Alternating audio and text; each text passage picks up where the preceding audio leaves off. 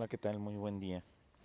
Hoy vamos a ver esta segunda sesión de nuestro diplomado de desarrollo de la enfermería pericial en México, con su servidor Ricardo Castilla Salazar y la maestra Micaela Ortega Cerón. Abordaremos temas de suma importancia en esta sesión, como estos aspectos éticos y legales en la atención de salud. Para esto, primero tenemos que identificar qué es la ética. Y la ética nos comenta que es el estudio filosófico de la moral. Dicta normas para determinar lo correcto y lo erróneo, para formarse juicios sobre lo que se debería hacer y en beneficio de quién. Dicho de otra forma, la ética nos habla de que tenemos que hacer las cosas de manera adecuada, hacer las cosas bien. ¿Ok? Y una forma fácil de decir que es la ética es hacer las cosas bien. Dentro de esto también implica la moral. La moral es sobre todo reglas, normas que ha formulado, ha impuesto la sociedad, ¿no? Dice que la moral son las reglas o normas por las que se rige la conducta del ser humano en concordancia.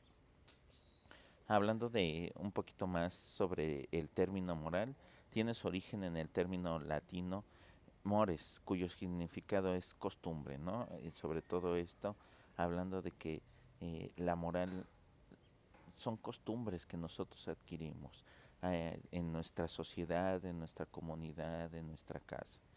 No dice que por lo tanto la moral no acarrea por sí el concepto de malo o bueno con la sociedad o consigo mismo. Esto sobre todo se refiere a que pues son hay costumbres que para algunos pueden ser malas y para otros pues no se consideran de manera errónea. Entonces la moral sobre todo son estos principios, valores que adquirimos a lo largo de la vida. El término ética procede del vocablo griego antiguo que significa ethos, que sobre todo nos habla que es una estancia, vivienda común. Posteriormente adquirió otros significados como hábito, temperamento, carácter, modo de pensar. Por eso es que ahora la ética dice, pues, hacer lo que tenemos que hacer bien, ¿no? Hacer las cosas bien, sobre todo. A eso se refiere la ética. Y en la parte profesional de enfermería, sobre todo en nuestra práctica profesional, pues es sobre todo esto de que tenemos que hacer el bien, nuestro trabajo de manera adecuada.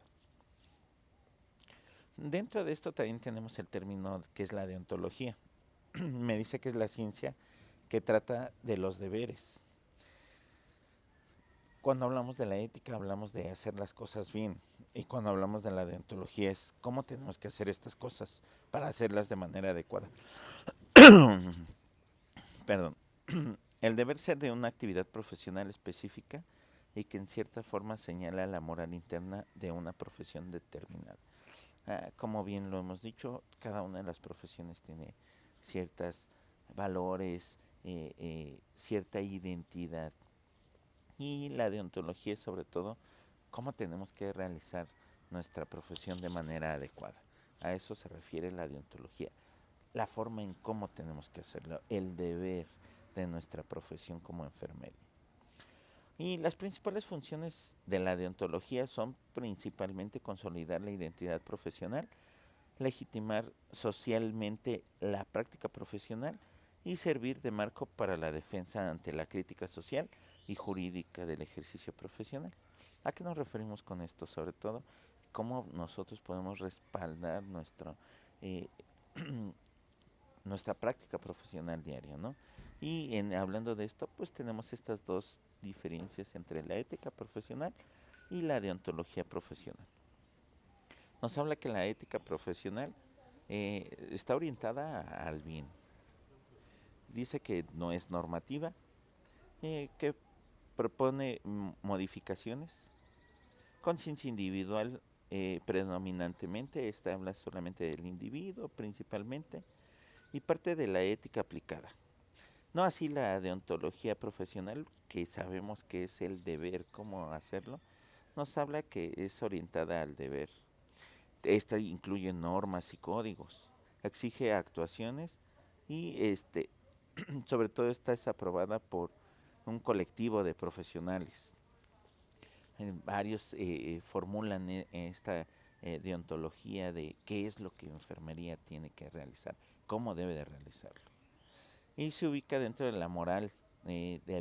Hablamos que la moral es una serie de normas, de términos que sobre todo impone la sociedad. La ética de enfermería pues es la adecuación de los principios éticos que rigen en la sociedad y en el ámbito de los profesionales de la salud. Hacer el bien y hacerlo de manera adecuada. Dentro de todo esto también tenemos el término de la bioética. Y me dice que ¿qué es la bioética? La bioética es la rama de la ética que se dedica a proveer los principios para la correcta conducta humana respecto a la vida, tanto de la vida humana como de la vida no humana, hablando de los animales, los vegetales y del entorno, del el medio en el que nosotros habitamos, ¿no? Así como del el ambiente en el que se puede darse condiciones aceptables para la vida, ¿no?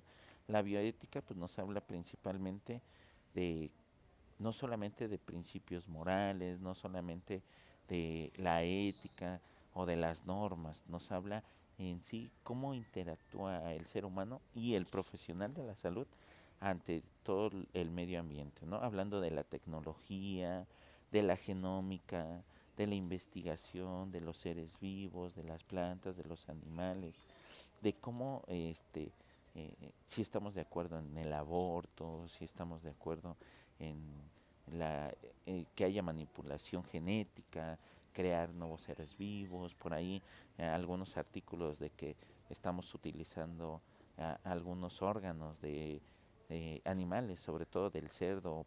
Salió una publicación en donde se le implantó un corazón de cerdo a una persona. Duró 2 meses de vida, pero 2 meses pues es bastante tiempo para hacer un corazón de cerdo, ¿no? Esto implica la bioética. ¿Es correcto? ¿No es correcto? ¿Se tiene que hacer? Si es adecuado que nosotros implementamos la tecnología para aplicar en la salud. Eso es sobre todo la bioética. Y en los hospitales o en las unidades de salud, sobre todo vemos que la bioética se aplica. De hecho, estos centros tienen comités de bioética donde tenemos que tomar decisiones que probablemente no son adecuadas, ¿no? O que para algunos no pueden ser adecuadas, para otros sí. Casos difíciles, como cuál, pues, hablando de pacientes que no aceptan transfusiones sanguíneas y que de eso depende su vida, pues principalmente este comité se encarga de, eh, eh, vamos, de que pueda establecer un dictamen, una orientación. Ellos lo que se encargan es de decir, mira, el comité revisó esto y te damos esta resolución. Ya tú decides si la llevas a cabo o no. Y, y dentro del comité de bioética tenemos todos los profesionales de la salud, implica también personal que no es del hospital o de la unidad médica, que pueden ser pacientes que ya no son pacientes en ese momento, que puede ser una persona externa, personal de vigilancia, de trabajo social, de las diferentes ramas. Porque así tenemos diferentes tipos de vista para poder llevar a cabo esta decisión. Se han planteado 3 principios como pilares de la bioética: de beneficencia. Esta pues es hacer el bien y no el mal, ¿no? La de no maleficencia es pues no realizar el mal. Esto es, sobre todo estos principios son para el profesional de la salud. En realidad aplica para todos, pero hablando de los profesionales de la salud, pues nosotros tenemos que hacer el bien, no el mal, no hacer el mal. Y de autonomía, pues la aceptación del otro como agente moral responsable y libre de tomar decisiones, ¿no? Hablando de la autonomía, pues sobre todo la autonomía del paciente, en donde él toma sus propias decisiones. Hablábamos de que aunque dependa su vida de una transfusión sanguínea, él puede decidir, yo no quiero llevar a cabo esa transfusión sanguínea, y está en todo su derecho. Y de justicia, esto es pues otorgar la misma atención a todos, sin discriminación de sexo, de género, de raza, de religión. ¿Ok?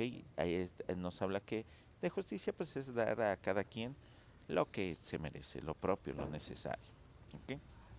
Estos son en realidad no son tres, son cuatro principios, estos pilares de la bioética, ¿no? De beneficencia, no maleficencia, de autonomía y de justicia.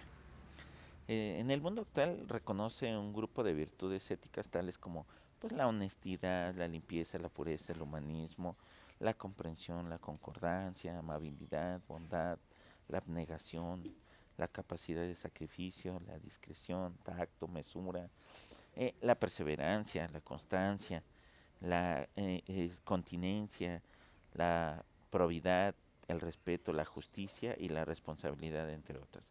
Hablamos que son muchas de las virtudes que tiene este profesional de la salud, sobre todo porque no hablábamos de ahí de la discreción, el no comentar las cosas de los pacientes, no platicar los casos clínicos, porque de repente pues podemos llegar a tener problemas, ¿no? Ha habido casos en donde eh, hay familiares que se enteran de padecimientos de sus pacientes de manera errónea, no porque les dieron un informe médico, sino porque se estaba platicando el caso de su familiar en los pasillos, en el elevador. Entonces es importante tener esta discreción, ¿no? Guardar el secreto de confiabilidad, que es una de las principales hablando de la bioética, que es lo que tendría que hacer, y la ética profesional, pues no comentar los datos que nos dan los pacientes, guardar este secreto profesional. Hablando de las normas, pues principalmente hoy hablaremos de la NOM 004, que es la del expediente clínico. Y puse puntos muy específicos en donde dice que los expedientes clínicos son propiedad de la institución o del prestador de servicios médicos, que los genera cuando éste no dependa de una institución en caso de instituciones del sector público. Además, lo establecido en esta norma deberán observar las disposiciones que en materia estén vigentes. Sin perjuicio de lo anterior, el paciente, en tanto es aportante de la información, es quien nos proporciona la información, y beneficiario de la atención médica, tiene derechos de titularidad sobre la información para la protección de salud, así como la protección de la confidencialidad de sus datos. En términos de esta norma y demás disposiciones jurídicas que resulten aplicables. Me dice aquí que por lo anterior, por tratarse de documentos elaborados en interés y beneficio del paciente, deberán ser conservados por un periodo mínimo de 5 años, contados a partir de la fecha del último acto médico. ¿A qué se refiere esto? Que cada 5 años se va depurando el expediente clínico, en tanto que si hubiera un caso médico legal y el paciente quisiera tener conocimiento de esto, pues primero que nada tiene que pedirlo por escrito, ¿no? Por ahí hemos visto que hay pacientes que de repente dejamos el expediente clínico y ellos con su celular ya le están tomando fotos. ¿Es válido esto? Sí lo puede hacer. La verdad es que lo ideal, lo que tendríamos que decirle nosotros o preguntarles si tiene alguna duda, pues que nos la haga saber, y es más fácil que nosotros podamos explicar, ¿ok? Hablando de que si puede tomarle fotos, sí, indudablemente, aunque no solicitarlo de manera adecuada, vamos, por escrito, podríamos invalidar estas fotos. Entonces es importante que si nosotros como derechohabientes que solicitamos alguna información del expediente, pues tendríamos que realizarlo por escrito. Hablando también de esta norma, pues tenemos sobre todo de los reportes del personal profesional y técnico, ¿no? ¿Qué es lo que tiene que hacer enfermería? Sobre todo hablando de los registros clínicos, es un apartado muy pequeñito del apartado 9 y 9.1 que habla de la hoja de enfermería. Dice, deberá elaborarse por personal en turno según la frecuencia establecida por las normas internas del establecimiento y las órdenes del médico, y deberá contener como mínimo hábitos exterior, que es valoración, signos y síntomas, gráfica de signos vitales, que todas las hojas de enfermería tienen una gráfica de signos vitales, o la gran mayoría, la administración de medicamentos, fecha, hora, cantidad y vía prescrita, los principales correctos de la aplicación de medicamentos, procedimientos realizados, también los conocemos como cuidados, intervenciones, estas intervenciones, actividades de enfermería, a un apartado para estas. Y observaciones sobre todo aquello en donde no tenemos un rubro que escribir, ahí o a un rubro específico, ¿no? Hablando de las observaciones puede ir al plan de alta, la respuesta de evolución y demás. Eso es lo mínimo que debería contener una hoja de registros clínicos de enfermería de acuerdo a la NOM 004. Pero también hay un apartado que es el 5.10 donde nos dice que todas las notas en el expediente clínico deberán contener fecha, hora, nombre completo de quien la elabora, así como de la firma autógrafa, electrónica o digital, según sea el caso. Estas dos últimas se sujetan a las disposiciones jurídicas aplicables, sobre todo de las instituciones que tienen el expediente electrónico. Dice que las notas en el expediente deberán expresarse en un lenguaje técnico médico, sin abreviaturas, con letra legible, sin enmendaduras ni tachaduras y conservarse en buen estado. Cuando hablamos de sin enmendaduras, tachaduras, pues no utilizar esta goma que borra tinta, no a rayar con la aguja, ni con la tela adhesiva para que se borre. La verdad es que no hacer nada de esto. En todo caso, si nos equivocamos, ponerlo entre paréntesis y adelante escribir lo correcto, ¿ok? Nos habla que un lenguaje técnico médico, sí, sobre todo nosotros tenemos un lenguaje estandarizado que proviene de nuestras taxonomías NANDA, NOCNIC, sin abreviaturas, importante mencionar, no utilizar abreviaturas. Y hablando de que debe de tener este lenguaje técnico médico, también podríamos utilizar citas textuales de nuestro paciente si nos lo dice de manera muy textual. eh, eh, y yo lo quiero escribir así porque a veces hay pacientes que sí nos dan palabras pues extrañas, por así decirlo, ¿no? Hay quien dice pues, no sé, alguna vez leímos una nota que decía que el paciente refiere que se le meten los demonios y se cae. Y se puede poner, sí, siempre y cuando lo pongas entre comillas. Hay pacientes que a la epilepsia ellos creen que es un mal de otro tipo, ¿no? Entonces por eso dicen que probablemente se refiere que se le meten los demonios y se cae. Y lo que está presentando pues no es otra cosa que una crisis convulsiva, ¿ok? De manera optativa en el 5.12 nos dice que se podrán utilizar medios electrónicos, magnéticos, electromagnéticos, ópticos y sobre todo esto hablando de las pruebas diagnósticas, ¿no? Laboratorios de rayos X y demás, ¿no? Tomografías, electroencefalogramas. Y en el 5.13 dice que los prestadores de servicios de atención médica de los sectores público, social y privado podrán elaborar sus formatos para el expediente clínico tomando en cuenta los requisitos mínimos establecidos en esta norma. O sea que, aunque regularmente a nivel nacional nos hacen llegar una formato o que podemos nosotros tomarlo en cuenta, podríamos nosotros modificarle algo como profesionales de la salud para que se adecue a mi institución. Sí, podríamos nosotros, de hecho hay instituciones que realizan sus propias hojas de registros clínicos, las mandan a que se validen y entonces ellos las pueden utilizar, ¿ok? Eso lo dice la NOM 004. Hablando de otro tema importante, vamos a hablar de la culpa. Y la culpa pues no es otra cosa que es la categoría delictiva que con mayor frecuencia se actualiza a propósito de la práctica médica. Nos habla, hablando de esta cita, dice que obra culposamente el que produce el resultado típico, o sea, produce un daño, que no previó siendo previsible, o que previó y que confiado de que no producía ningún daño, dice en virtud de la violación de un deber de cuidado. O sea, dicho de otra forma y para que lo entendamos mejor, aunque esta es una cita así textual, pues nos dice que eh, la persona que obró de manera culposa o que así lo hacen ver ante las leyes es aquella que pudo haber prevenido este daño y no lo previó.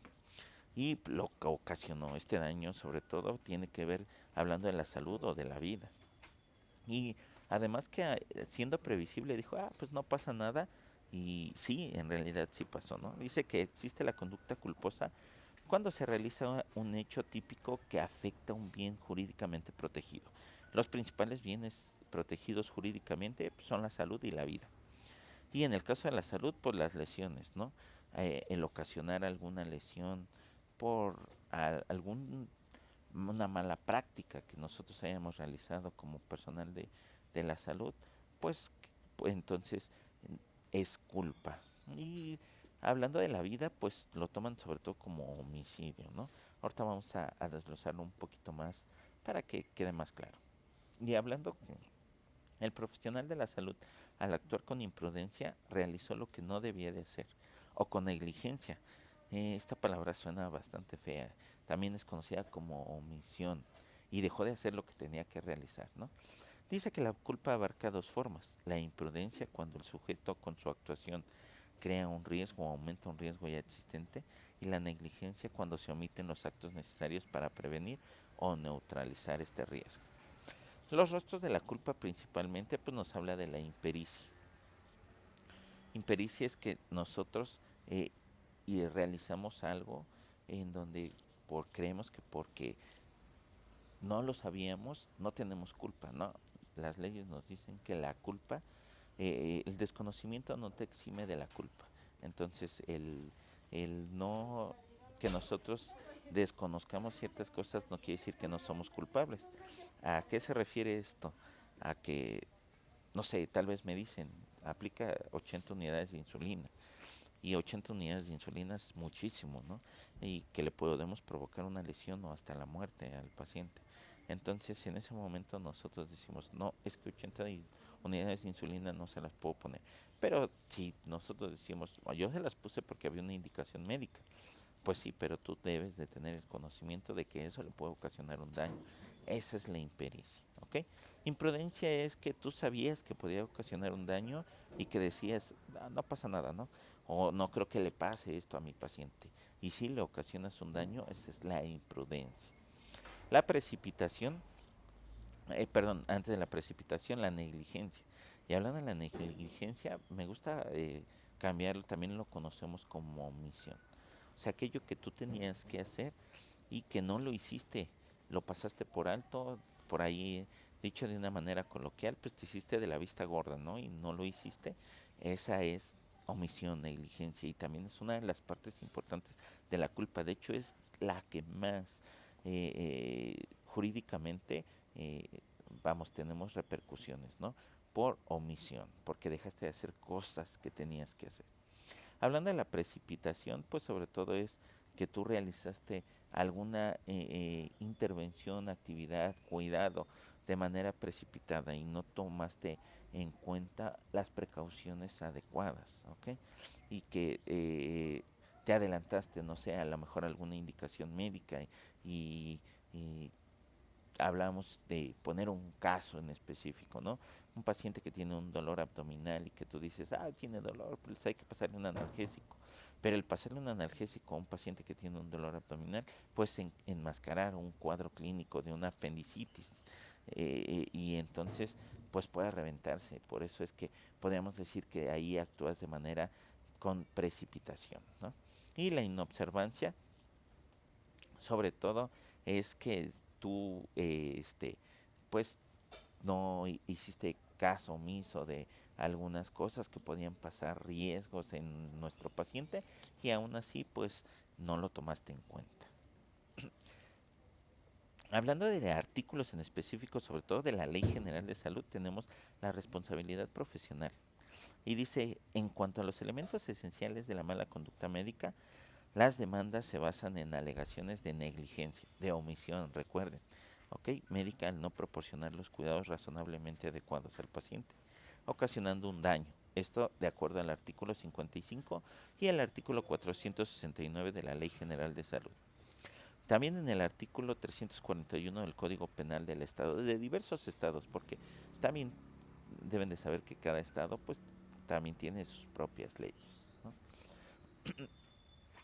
Me habla también que el artículo 55 de la Ley General de Salud, las personas o instituciones públicas o privadas que tengan conocimiento de accidentes o de que alguna persona requiera de la prestación urgente de servicios de salud, cuidarán por los medios a su alcance que los mismos sean trasladados a establecimientos de salud más cercanos en los que puedan recibir atención inmediata, sin perjuicios de su posterior remisión a otras instituciones. Esto sobre qué se refiere, ¿no? Que sobre todo para el personal de salud que en la calle anda con el uniforme, pues sí, si a ti te solicitan la ayuda, nos dice aquí que tú tendrías que prestar esa atención urgente por los medios a tu alcance, por lo menos verificar que en qué condiciones está, checar signos vitales, prestar la atención y pedir ayuda, ¿no? Solicitar a alguien más. Oye, puedes hablar al 911 y pide ayuda. Tenemos una persona que está inconsciente o que no tiene signos vitales, eso, ¿ok? Sobre todo para cuando andamos en la vía pública, en la calle, con el uniforme, ¿ok? Si estamos obligados, sí, ¿ok? En lo que esté a nuestro alcance, sobre todo brindar esta atención. Y el artículo 469 de esta Ley General de Salud dice al profesional técnico o auxiliar de la atención médica que sin causa justificada se niegue a prestar asistencia a una persona en caso de notoria urgencia, poniendo en peligro su vida, se le impondrá de 6 meses a 5 años de prisión y una multa de 5 a 125 días de salario mínimo general vigente en la zona económica de que se trate y su suspensión para ejercer la profesión de hasta 2 años. Ok, y esto quiere decir que puede haber una sanción tanto económica como profesional, en donde nos pueden privar de nuestra libertad y también nos pueden quitar esta suspensión para ejercer nuestra profesión por un cierto tiempo. Pero también nos dice que si se produce daño por la falta de intervención, podrá imponerse además una suspensión definitiva para el ejercicio profesional a juicio de la autoridad judicial. Todo depende de cómo nos juzguen. Y sobre todo mencionar que podemos tener esta suspensión que puede ser temporal o definitiva para nuestra práctica profesional en la atención de salud. ¿Ok? Hay que tener mucho cuidado con esto. Por lo menos brindar la atención de urgencia, lo que esté a nuestros alcances.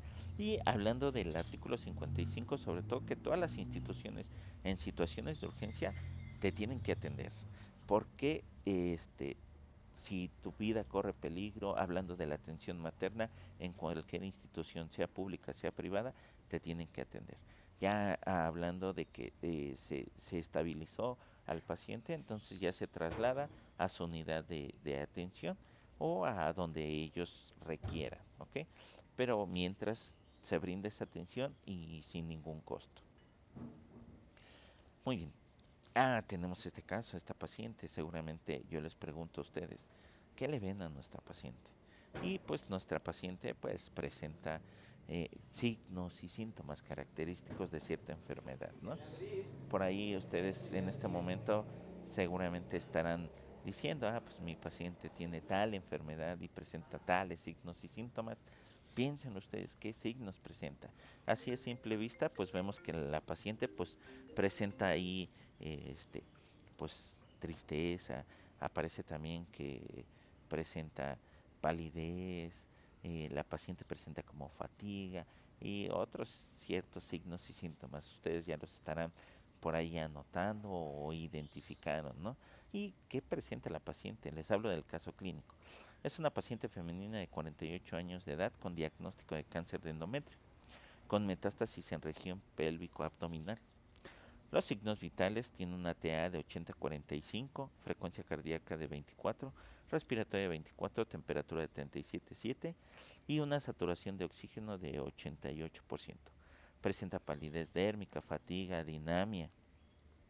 Y por ahí también nos dice que refiere que ya se quiere morir, con limitación al movimiento por dolor 8 de 10 en región abdominopélvica, con presencia de ascitis. Ascitis pues es esta acumulación de líquido en el peritoneo. Disminución en la eliminación intestinal, oliguria, sangrado vaginal moderado.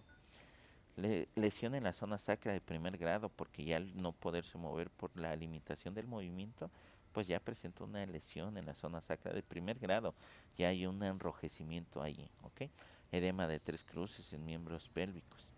Sus indicaciones médicas, signos vitales y cuidados generales de enfermería. Los puse así tal cual no los ponen en las indicaciones médicas, pero SVT no quiere decir signos vitales por turno. Y CGE, cuidados generales de enfermería, tampoco quiere decir eso. Y enfermería no brinda cuidados generales. Dice que hay que transfundir los paquetes globulares, realizar paracentesis para la distensión abdominal, quitar ese líquido, vigilar los datos de bajo gasto, vigilar sangrado transvaginal, vendaje de miembros pélvicos, cambios posturales cada 2 horas, VH de control, sonda vesical de derivación y cuantificar por turno, reportar eventualidades. De medicamentos tiene solución Harman de 1000 para 12 horas, cefotaxima 1 gramo IV cada 8 horas, ketorolaco 30 miligramos IV cada 8, buprenorfina 150 microgramos IV cada 8, lento y diluido, omeprazol 40 miligramos IV cada 24, cenócidos AB 2 tabletas vía oral cada 24, albúmina un frasco durante la paracentesis y furosemide 20 miligramos IV cada 12 horas. ¿Ok?